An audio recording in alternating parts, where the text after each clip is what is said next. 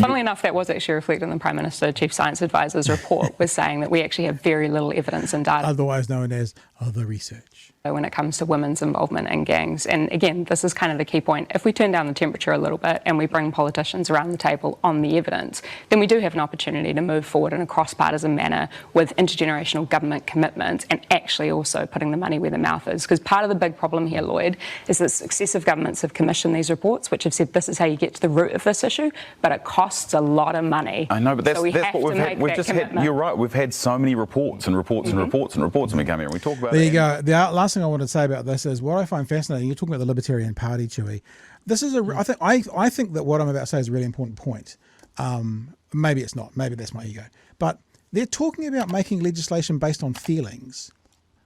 Because he said at the start of that interview, we didn't play it, that people feel intimidated. We want to stop people feeling intimidated.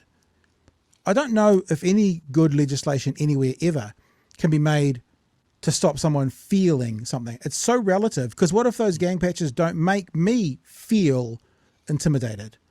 Should they be allowed? What if they make one person feel intimidated out of the 1,000 that are at that public park?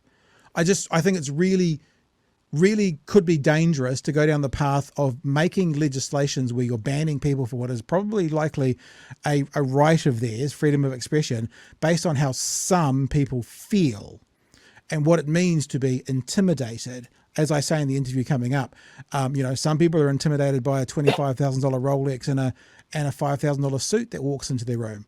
I'm intimidated by that. But and the answer will be, well, that's not designed to intimidate you. I don't know about that. Some people dress in a certain way to show their wealth and stuff. Absolutely. They have the biggest chair in the office. They sit up the front. Of course it's intimidation. Different kind.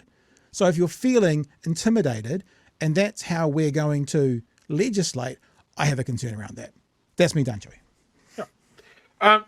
This is what this government has come to the table with. They have stopped reports. They have stopped studies. They have stopped expert feedback. They've stopped things like cultural reports and stuff like that provide more information and context into the judicial system decision-making process. They've stopped all of that. We are post-facts. We are post-evidence. We were anti-expert. We are doing this on vibes, feelings, and anecdotes. Strap in. These guys aren't going to go and talk to these people. They're not going to talk to the experts, the people that have studied gangs and how they get fed, how they get their recruits, how to get people out. We've just got vibes.